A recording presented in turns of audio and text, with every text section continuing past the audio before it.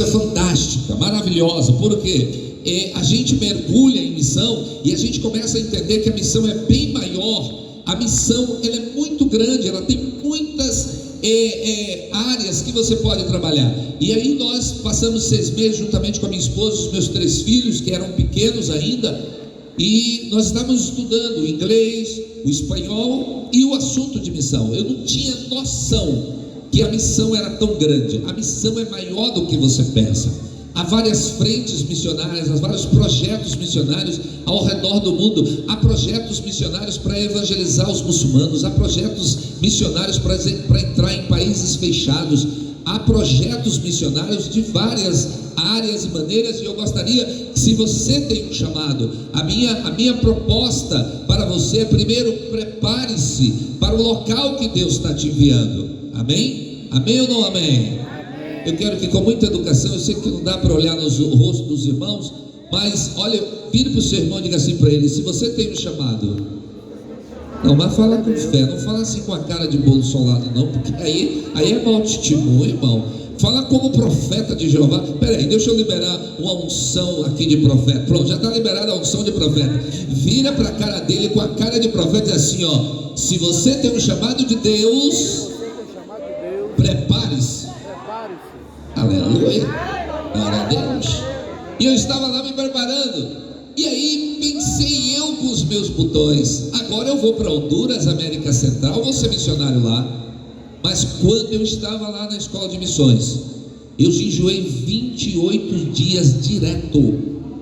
Aconselho aos queridos e amados irmãos que não façam essas coisas loucas, a não ser que você tenha um sinal de Deus e que você precise ouvir algo de Deus. Primeiro, porque jejuar 28 dias tem que ter estrutura e depende muito de aonde você está e que ambiente você está para poder jejuar. Ora, se eu estava em uma escola, orando de manhã, de tarde e de noite, participando de matutino, eu não tinha nenhuma atividade durante o dia, porque era missão de domingo a domingo, de segunda a segunda. A gente estava estudando, era uma escola, eu estava estudando, eu estava mergulhado na palavra. Então era um ambiente que propiciava para mim poder jejuar tempos longos como esse. Mas eu estava jejuando e Jesus entrou no meu quarto no 28 dias de jejum e disse para mim: você não vai para Honduras, eu vou mandar você para um outro lugar, em um outro tempo, quando eu determinar. Eu disse: Jesus, e para que o Senhor me trouxe para cá? Eu trouxe para cá para você aprender a ser um missionário. Eu digo: eita Jesus, o Senhor também é demais. Eu disse: o Senhor podia me ensinar lá em Camaçari?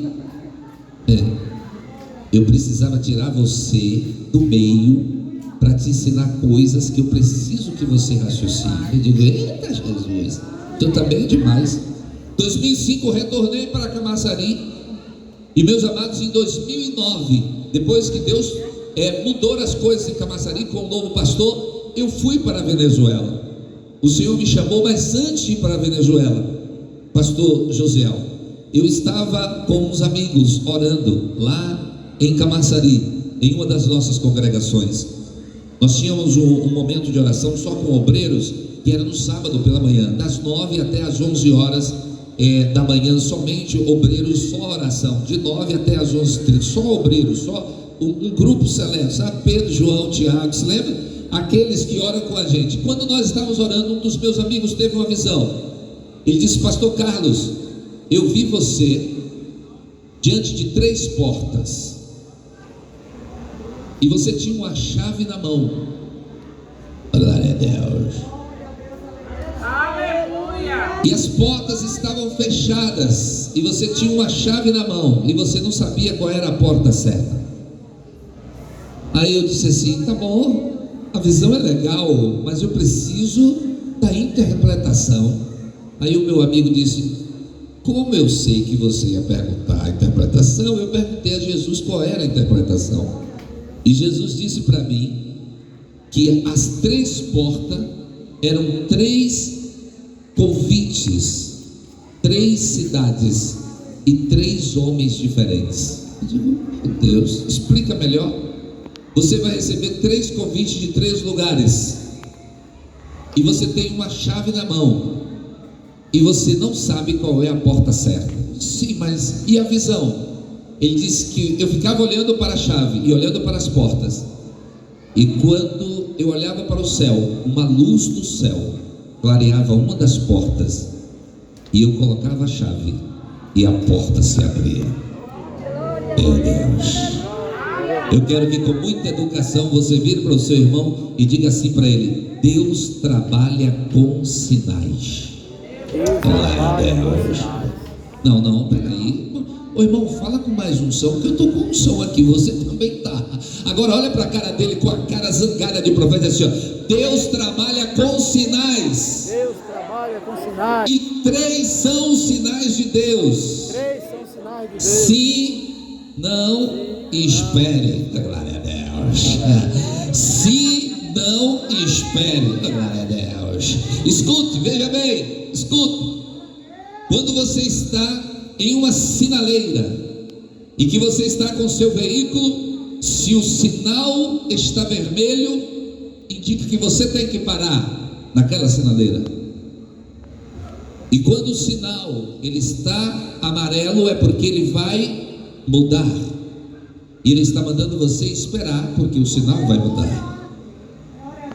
Mas quando o sinal está verde, é o sinal que você tem que avançar. Deus trabalha com sinais. Às vezes o sinal de Deus está vermelho e não adianta avançar o sinal vermelho. Você está infringindo uma lei de trânsito. E no sentido espiritual você está infringindo uma lei do Senhor. Se Deus não mandou você ir, não vá. Se Deus não deu o sinal ainda, não vá, porque se está vermelho, mesmo que você intente fazer alguma coisa, não vai dar certo. Por quê? Porque Deus pode ter falado com você, Deus pode ter te chamado, mas existem 3 coisas que precisa alinhar na sua vida: a vontade, a hora e a maneira de Deus. Deus tem uma vontade, primeiro Ele fala a sua vontade, depois Ele vai trabalhar a maneira dele, porque não vai ser do seu jeito, vai ser do jeito dele. Mas Ele também tem uma hora certa, porque o Deus que fez o relógio, o Deus que fez o tempo, Ele não vai se perder no tempo, porque Ele é o Senhor do tempo. Levanta a mão e dá glória assim.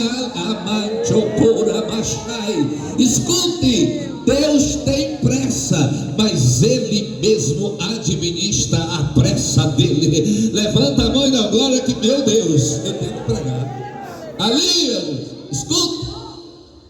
Aí veja bem, eu esperava um sinal. Meu Deus, então vai ter que ser 3 convites, 3 homens, 3 portas. 3 portas são 3 lugares, 3 homens são 3 pastores diferentes que vão me fazer um convite. Então, quem vai receber o convite sou eu. Então eu tenho que ficar na minha. Eu tenho que ficar no sinal amarelo. Espere. Irmãos, eu tenho uma boa notícia para os irmãos nessa noite. Talvez o sinal esteja amarelo, mas a boa notícia é que o sinal vai mudar.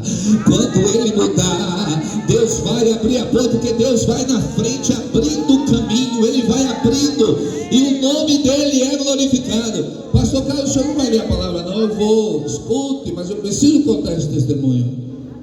Por quê? Para edificação. Para você que tem um chamado e parece... Deus te chamou quando você era jovem, você já está casado, você já tem filho, você já está casado, já tem filho, está bem empregado, está tudo bem, está tudo azul, mas a chama ainda arde. Mas por quê? Porque essa chama acendeu em você e não vai apagar enquanto você não for fazer a obra de Deus aonde Deus quer que você vá. Não adianta fugir, porque Deus vai cumprir o que Ele determinou. Só aqueles que creem, levanta a mão assim e dão glória para Jesus. Escuta. Vieram os 3 convites, e eu vou ser rápido. Um pastor dos Estados Unidos me convidou para eu ir fazer a obra lá nos Estados Unidos. Ele veio dos Estados Unidos, veio visitar a minha cidade, passou uma semana em Camaçari e depois me fez o convite: quero levar o senhor, eu vim aqui para te convidar. Eu estava lá nos Estados Unidos, fiquei sabendo do senhor, vim aqui e eu quero convidar você para os Estados Unidos. Primeiro convite, Estados Unidos. Depois, segundo convite, ser pastor presidente em um dos campos aqui na Bahia. E terceiro convite, para ajudar a obra de Deus lá na fronteira entre o Brasil e a Venezuela. Pela ordem de grandeza, Estados Unidos, eu ia falar inglês, eu ia morar no país de primeiro mundo, oh, glória a Deus. Aí o crente começa a sonhar, aí a mente nossa é maravilhosa. Eu sonhei estando nos Estados Unidos, mas Deus não queria que eu estivesse nos Estados Unidos. E eu fui orar e pedi a direção de Deus, e aí eu disse: Senhor, estou diante das 6 portas.